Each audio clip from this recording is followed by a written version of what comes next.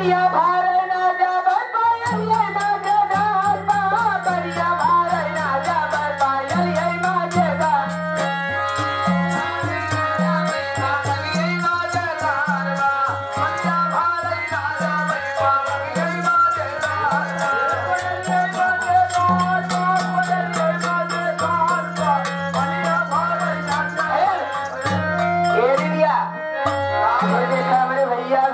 तीरथ निवासी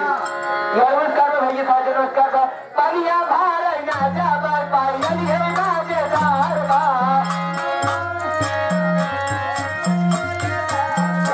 बढ़िया भारे ना जाबर पायल ये मजेदार बा बढ़िया भारे ना जाबर